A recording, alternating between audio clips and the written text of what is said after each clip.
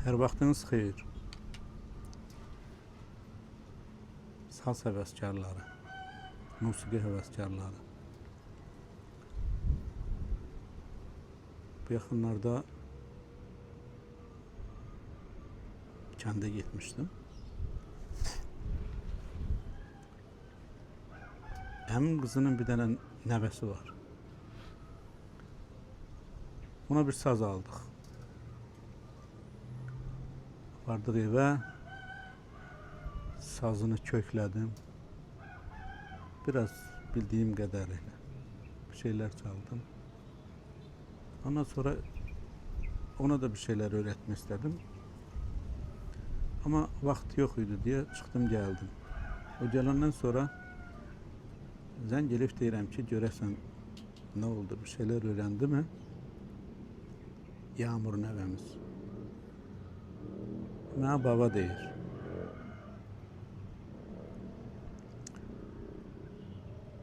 Dedim, nə oldu? Dedi, ay baba, dedi, saz kökdən düşübdü. Heç bəlli deyil. Nədir, simlər filan hamısı boşdur. Nə ayrım, yanında da bir adam yoxdur onu kökləməyə. Dedim, bir proqram edeyim. Ona video ilə göndərim ki, saz necə köklənir.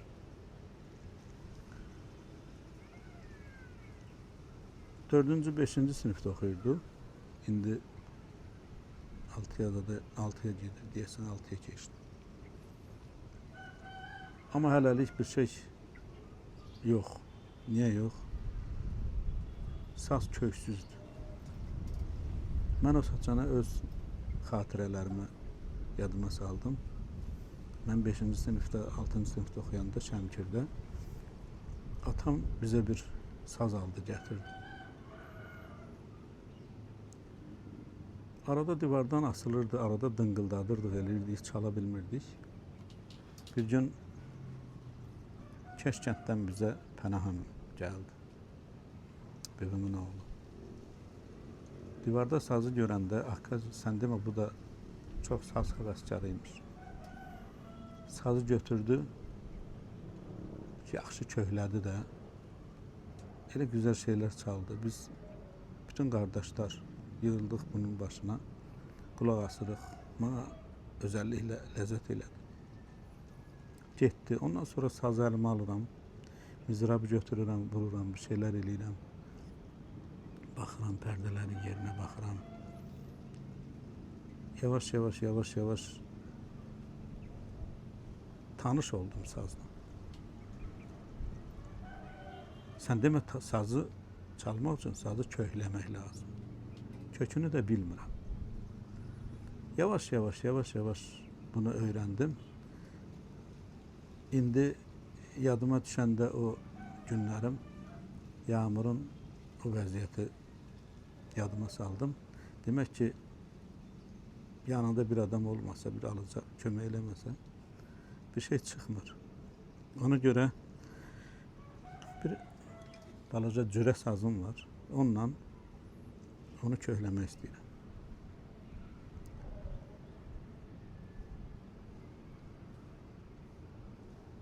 Sazdan musiqi səsi necə çıxır? Baxın. Sazın üstündə tellər var. Bu tellər bağlanır axırda bir yerə, sabit. Sonra bir xərək keçir bura. Axırda bir dənə də xərək üstündən keçir. Sonra aşıqla telləri bağlayırlar. Kökləyəndə sazı bu aşığı ya tarım çəkirsən, ya boşaldırsan. Nəyə görə? Məsələ, mizrabla çalınan bir alətdir bu. Musiqi səsinin tellərdən, simlərdən çıxması üçün gərək bu mizrabı vurasan bu telə.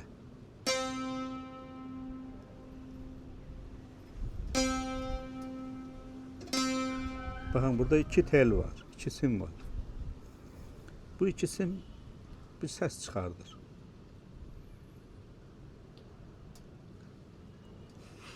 İki sim eyni səsi çıxardır.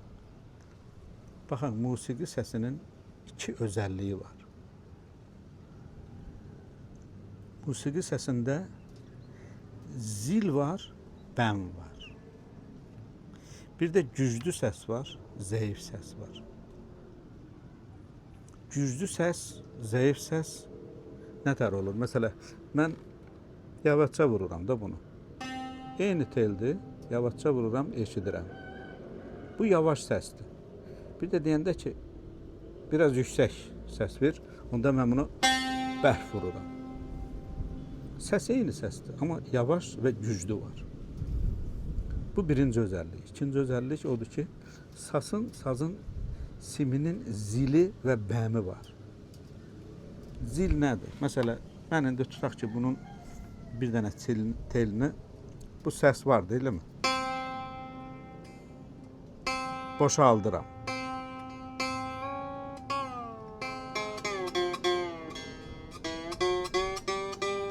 Baba, boşalanda nə olur? Səs bəmləşir. Səsin yuxarı aşağının buna dəxli yoxdur.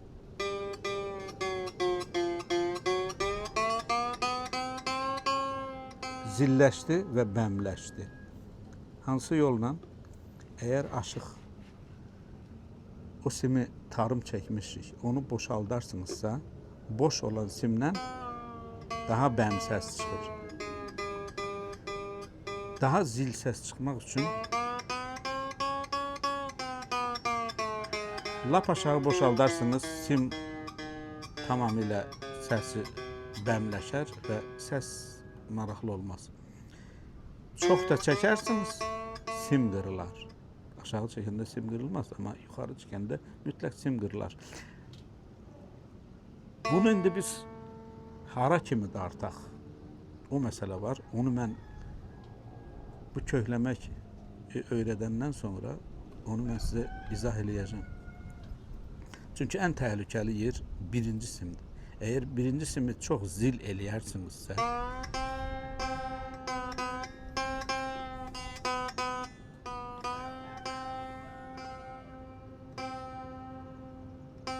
mən burada saxlayıram bunu. Təxminən bir, necə deyərlər, məsələn, cip, cücələrim oxuyarsınızsa, bu cip, birinci səs var, buna.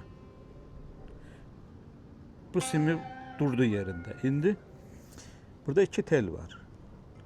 Adətən sazda üç cür sim olur.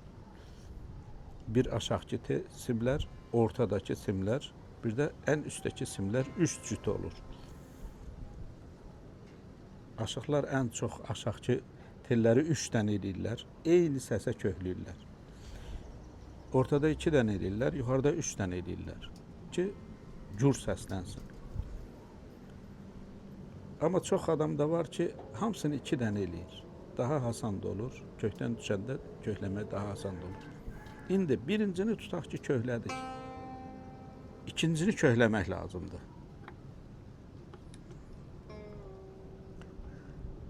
Birincini vurursan, bu səsi almaq üçün ikinciyə vurursan ki, görüm bu səsə oxşuyurmu? Yox,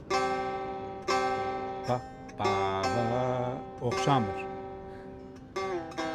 Lap aşağı oldu, oxşamır. Dartırsan,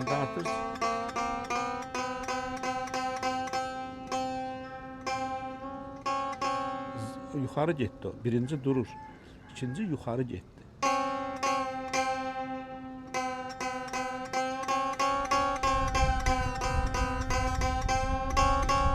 Baxın, elə bir moment gəlir ki,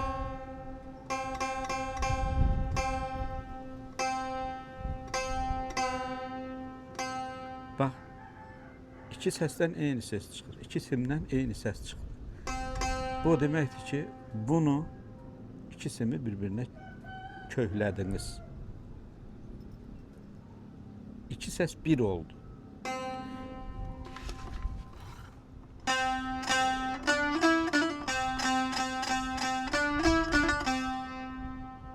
Elə deyilmi? Hə. Pərdələrin yerini sonra sizə söyləyəcəm, amma əvvəlcə köhləmək lazımdır.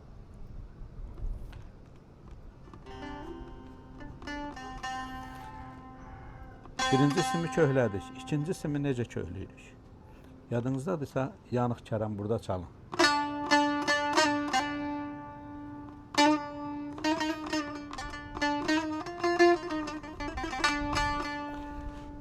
Bu birinci pərdənin yeridir. Əgər biz açıq simə do desək, bu ikinci pərdəyə re deyirlər. Niyə buraya pərdə qoyulur? Niyə bu qədər pərdə var? Onları mən çox sonra deyəcəm. Yanıq fərqli köklər var. Üst tellərin çox fərqli kökləri var. Adətən birinci iki tellə ən üstdəki tellər həmişə sabit qalır. Sabit necə qalır? Bu birinci telin bura barmağınızı qoyursunuz. Bir də üst telə bu baş barmağı qoyursunuz. Bu üst tellərə barmağınızı qoyanda buradan çıxan səs bu açıqla eyni olmalıdır.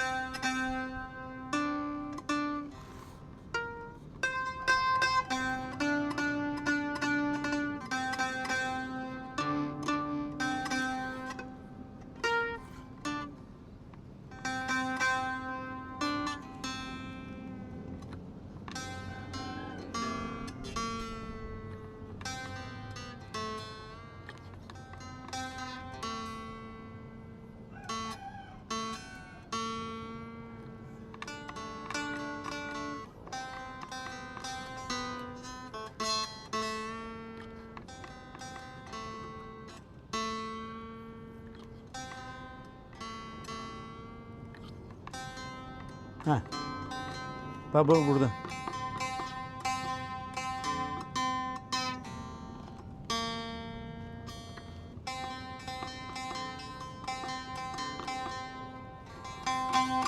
Açıqla bu üstlərin barmaq buraya bir olmalıdır.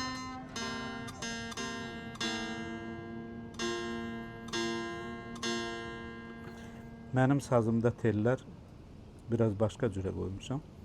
Azətən muğam ifa eləməyi xoşlayıram. Ona görə mən öz bildiyim telləri qoymuşam.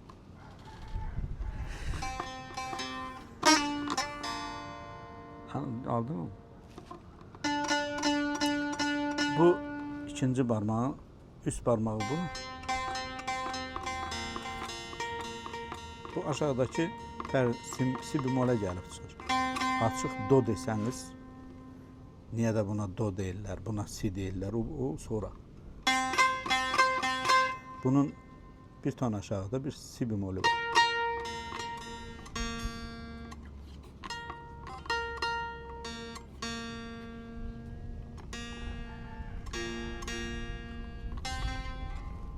İkincisini bununla bunu bir eləyirsən.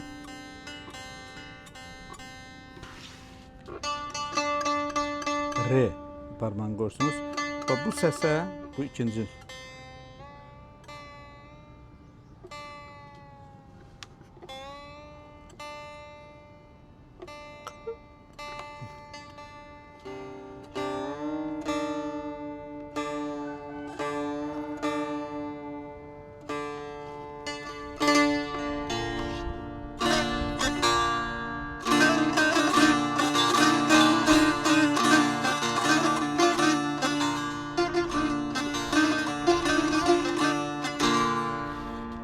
Anladınız mı? Bakın, açıq, sonra re, bunu buna köhlürsünüz, ikincini. Üçüncünü de bu re. İlk başlayanlar için bu kök çok çətin olur. Niye? İndi sən barmağını bura tutursan, onu dartmaq için başka bir adam lazımdır ki, bu simi dartsın, o səsə gətirsin. Sen tek şansını arayacaksan, olmur. İkinci sim de onu kimi. Ben ne arardım? Bu ayak parmağımı aparıp kaldırıp da buraya koyurdum. Sonra da köhlürdüm. Onda mən 7-ci sinifdə oxuyurdum. O biri barmağınızı buraya qoya bilirsinizsə, köhləyə bilərsiniz. Bu, adətən bu segah üstə, Yanıq Kərəm, bəzi baş sarı tel filan çalanda o.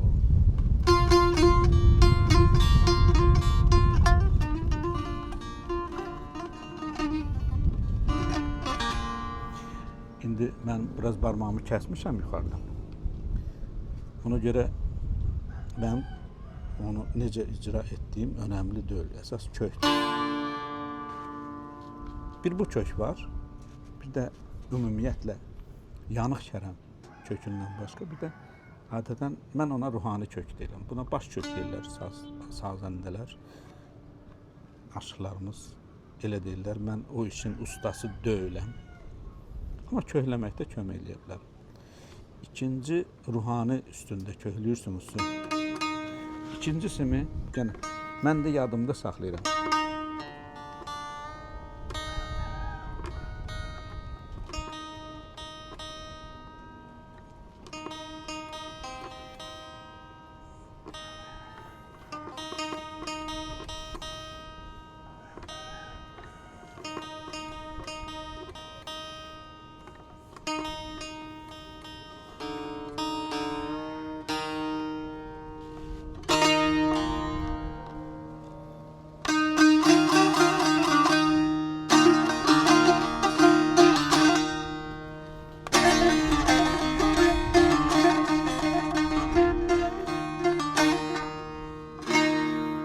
Bu oldu ruhani kökü. Demək, başdan başlayırım. Əvvəl simlərin üçünü də birinci simi kökləyəndən sonra ikinci simi bu başdakı reyə köklədiniz və ya mi bimola köklədiniz, ona mi bimol deyirlər. Amma üst kök si bimol. Bunlar həmişə eyni qalır.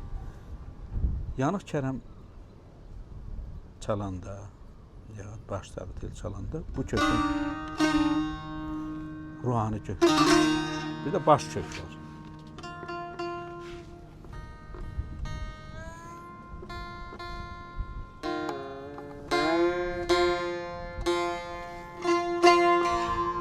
Mən çox xoşladığım kök budur.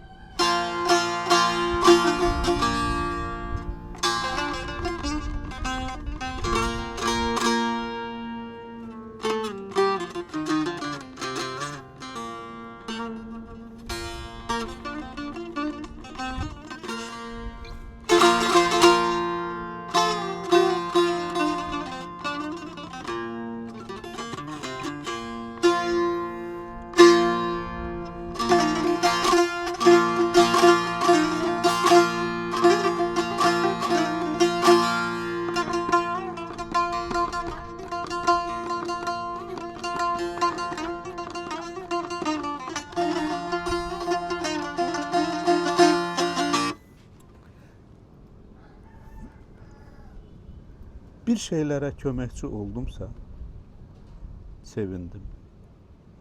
Baxın, tək sim bir şeylər çalınanda sazın özəlliyi çıxmaz.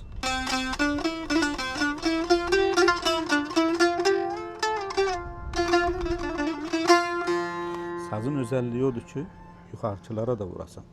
Onun üçün o səslərin arasında da bir məsafə var.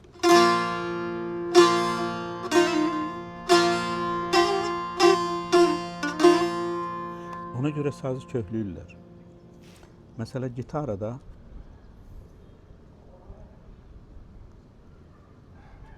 hamısına vurmurlar. Sazda bizdə akord tutmaq, üç barmaq. Bir teldə saz bir dənə səs çıxar. İki səs çıxmaz. Adət deyil aşıqlarda, məsələ.